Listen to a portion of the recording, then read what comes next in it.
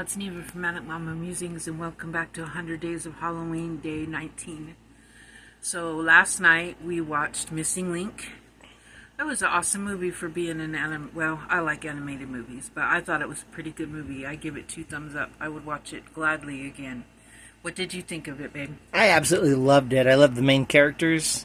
Definitely the humor was on point, so 2 thumbs for me too. And my make is this little ghost guy. Aww. I'll put the tutorial in the description box for him.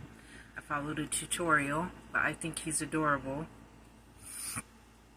I like that he's kind of a different shape than most of them, so I really liked that. She had a little ribbon around the ghost neck, but I think he looks just fine without the ribbon.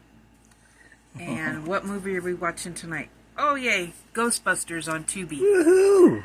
So, yeah, the original Ghostbusters is on Tubi. We'll be watching that tonight. Stay spooky, and I will see you tomorrow. Tomorrow is 2 videos, so woohoo! Love y'all. Mwah. Buster makes me feel good.